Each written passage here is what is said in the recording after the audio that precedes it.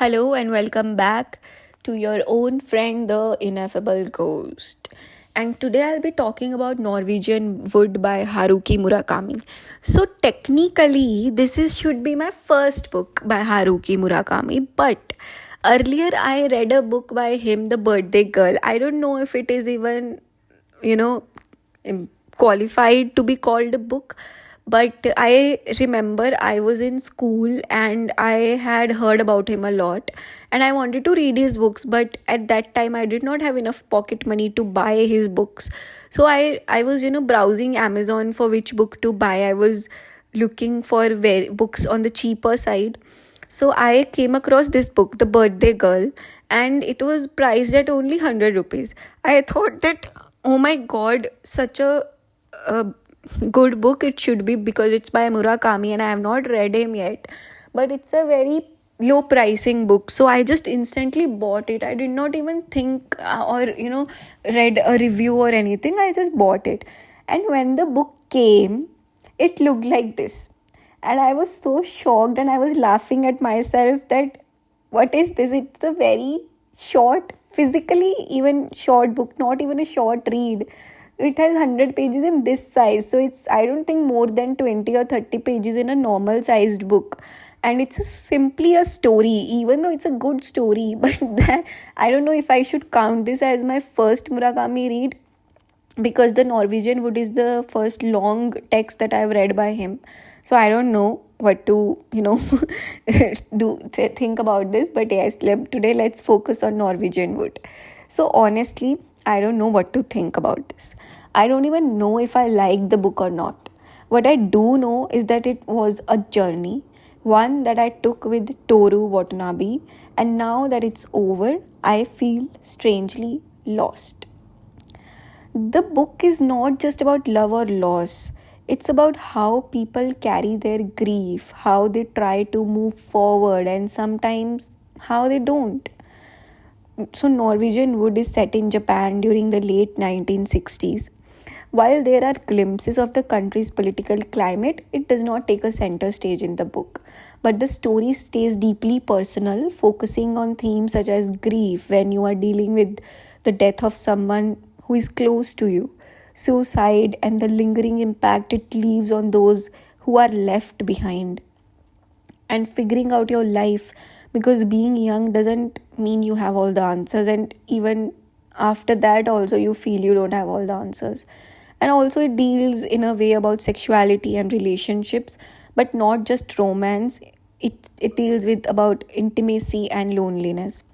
So one thing that stood out to me was the absence of family. So the protagonists exist in their own world. We follow their stories. They are, living away from their parental homes. But it just, their parental homes or characters or families are never taken in the front. So it's a bit disconnected. So you mostly just focus on that person and you don't get a very deep understanding or insight into what their family was all about.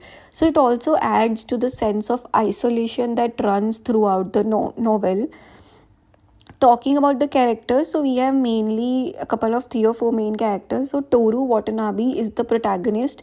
Mainly we see the book or read the book from his point of view. So but I personally felt that his character was almost like a stoic. He almost felt emotionless to me. The only time he truly seemed shaken to me was when Naoko dies. But maybe that's the point. Maybe he doesn't know how to process everything he's going through and he's just, trying to live it moment by moment, day by day. And Naoko is fragile, overwhelmed by the weight of her past, especially the loss of her boyfriend. I mean, it makes sense also that how do you cope with something like that? Losing someone so close to you without even realizing what they were going through. How she would have blamed herself that she was his girlfriend and she didn't know what was happening inside his mind, or he didn't feel comfortable enough to share it with her. So she spends most of the novel trying to navigate her grief, and in the end it consumes her. Then there is Reiko, arguably the most interesting character. Despite being in the asylum, she's the most level headed person in the book. She has this strange wisdom, a calmness that makes her stand out. Then also there's one character called Midori. So she's bubbly, carefree on the surface, and but she also carries her own burden. She's refreshing in the book that's otherwise filled with so much heaviness. And I think that's the same point of view that Toru also sees her, that she adds a scent of refreshment in his life, which is obviously otherwise filled with so much seriousness and heaviness. So the characters in Norwegian Wood feel incredibly real. They are not presented as overly dramatic, but they are also presented as deeply flawed. All of them are dealing with their own struggles in a way that is painfully human. So their lives are shown as both simple and complicated at the same time. I mean, you will follow the story, but you will also have these branches where you get to know that this particular person has this much at the back of their mind, or are also this in their life. So that's also there, so that's also added level of deepness in the story. So Murakami's writing feels effortless. It felt like a river flowing silently, calm and melancholic, with sudden but sharp turns when you least expect them.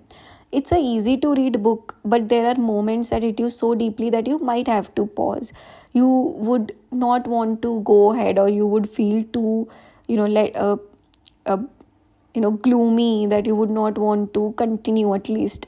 So it's not a book that overwhelms you with emotions, but it slowly seeps into you, makes you feel things that you can't even put into words. So my final thoughts is that I still don't know how I exactly feel about this book, but maybe I that's okay. Norwegian Wood isn't meant to be neatly categorized as good or bad. It's just an experience, one that lingers long after your last page. If you have read about this book, let me know in the comment sections, and what other Murakami book I should go about next based on this review.